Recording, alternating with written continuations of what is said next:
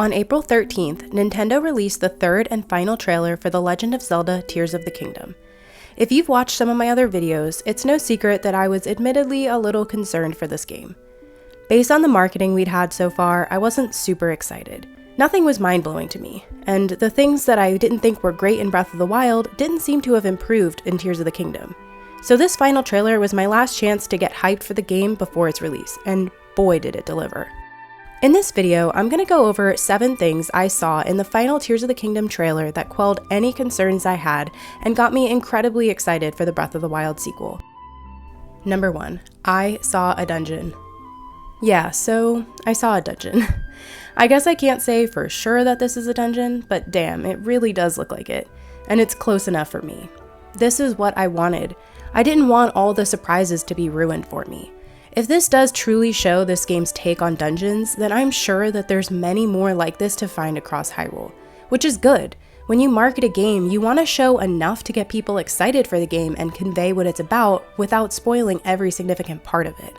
One thing I took note of rewatching this trailer is that it seems like this dungeon might be themed. For instance, this would be a fire-themed dungeon, which could imply that there's other themed dungeons in the game, which I am all for.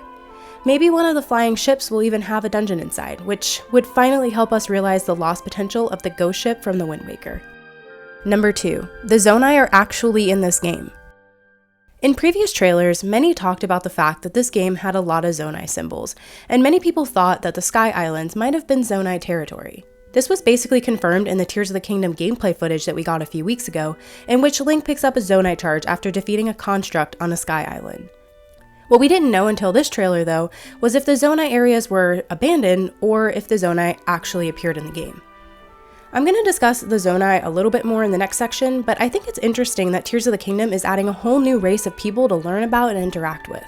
Perhaps the figure who's dressed similarly to Zelda with a glowing tear around her neck is the human form of the goddess Hylia from the time period where the Zonai are still alive. Number 3. Zelda is with the Zonai in the past? In this trailer, we see that Zelda is with the Zonai. She falls into a hole, which was a scene we saw in one of the first trailers. Later on in this trailer, we see and hear her talking to someone who is part of the Zonai tribe, and this figure tells Zelda that Link will need to save them. Another interesting thing to note is that in this scene, we see Zelda has earrings that are similar to the orbs we've seen on the Sky Islands as part of structures and enemies in other trailers that were associated with the Zonai. It seems she's acclimated well to their society, so maybe she's been there for a while? I think that everything I just said is probably pretty accurate. This next part, however, is just my personal theory. I think that Zelda is stuck in the past. I have a video on my channel about my theory of the Sky Islands literally being in the past and working the same way time shift stones did in Skyward Sword. But in this trailer, it makes sense to me that the Zonai are still, in fact, extinct, that they only exist in the past, and Zelda somehow traveled back in time and found them. In the last scene from this trailer, Zelda calls on Link to find her. So to sum it up, the Zelda series has featured time travel numerous times already. I've already established my thoughts on the Sky Islands being from the past, and we know that the Zonai are thought to be extinct in Breath of the Wild, hence why them existing in the past makes sense. Number 4. Ganondorf. And Demise? Ganondorf looked absolutely awesome in this trailer. This is the first time we've seen him in his true Gerudo form, and not just as a skeleton. He looks very similar to how he looked in Twilight Princess, and I gotta say, I love his design. I am so excited to have an actual tangible antagonist in this game who we can really interact with and who is an active participant in the story. In Breath of the Wild, Ganon was just really a giant monster. He was scary looking, kinda. But in that game, Ganon had no real character development. He didn't have a personality, and he wasn't relatable or understandable as a villain because he was just a monster who didn't speak or do anything besides hang around Hyrule Castle.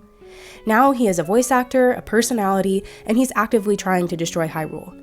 Ganondorf is an evil man who is capable of feelings and emotions. Something about him being in his Gerudo form and not a mindless monster just makes him so much more scary and interesting to me.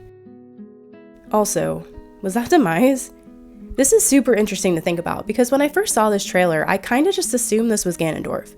But upon reading through the comments of my reaction video and rewatching the trailer a few times, I think this really might be Demise. His long fiery hair does look a lot different than Ganondorf's hair does once we see him later in the trailer. It's possible that Demise is behind all the chaos in Tears of the Kingdom, with Ganondorf fighting underneath him. Demise was incredibly scary in Skyward Sword, and honestly might have been my favorite final boss battle in the Zelda series. He's so intimidating and just plain terrifying. I think it would be absolutely awesome if we could fight Demise as the final boss of Tears of the Kingdom. Imagine a finale where you fight and defeat Ganondorf, and then Demise steps in with his flowing, fiery hair and vows to destroy you. Ugh, that would be incredible. For some background, if you're unfamiliar, Demise was the main villain in Skyward Sword, which was the chronological beginning of the Zelda timeline. Upon defeat at the end of the game, Demise tells Link that his hate will never die, and he will be reborn in a cycle without end. This seemingly explains why in subsequent entries of the Zelda series, chronologically of course, not in order of release, like Ocarina of Time, Wind Waker, Twilight Princess, and Breath of the Wild, Ganon appears and tries to destroy Hyrule once again. It's a never-ending cycle. Many have speculated that Tears of the Kingdom could act as a bookend to the Zelda series, the chronological ending. If this is the case, it makes sense that the Zelda timeline would start and end with Demise. Number 5. Bosses galore. One thing I didn't like about Breath of the Wild was the bosses. All the blights were similar to each other. The final Ganon boss was visually similar to all of the blights and mechanically a combination of the blights' attacks, and they all had elements of another enemy, the Guardian laser attack. Old Zelda games didn't always have the most fun or mechanically interesting bosses, but at least they were almost all unique creations. In this trailer though, we saw a shot of some sort of ice monster, a closer look at the Gleeok, which is the three-headed dragon, and another large monster with a purple mouth and eyes. Those are all new bosses shown just in this one trailer. I'm so happy to see some variety here, and I have no doubt that there will be many more bosses and mini-bosses in this game that we haven't seen yet. Number 6. The Champions' Descendants are back. So this is all going to be speculative, but I have two things to say about the Champions' Descendants being back.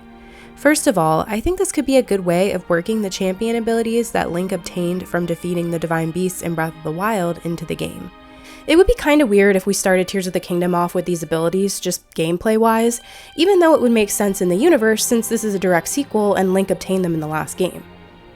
So adding the Champions' Descendants in to fight alongside you, maybe as amiibos, might be Nintendo's way of letting you use the champion abilities again rather than just giving you the power again outright.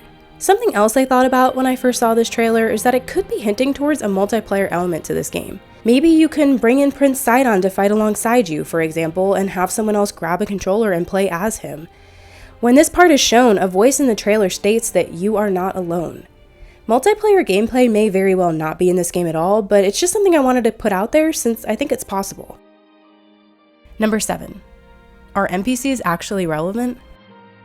In Breath of the Wild, the side quests were kind of lacking, and NPCs didn't really contribute much to the game. For the most part, they just existed to give you fetch quests and sell you things. In this trailer though, I noticed several different shots where NPCs are shown as actually playing a relevant role in the game. I find it hard to believe that this is just a coincidence or doesn't really have significance. Nintendo doesn't put things in their trailers that aren't significant in some way, especially not several different times. It's possible that these are just cinematic sequences, but I don't think that everyone could be. Here, we see Hylians fighting monsters alongside Link. In this shot, Link rides his horse and pulls a cart of Hylians behind him. Here, we see Link standing with several Hylians, a Goron and a Gerudo. I'm not sure how this will play into the game. Maybe you'll be able to call on them to help you fight like it seems like you can with the Champions' Descendants. Or maybe they'll just be a part of side quests or story sequences. I'm not sure, but whatever it is, I'm here for it.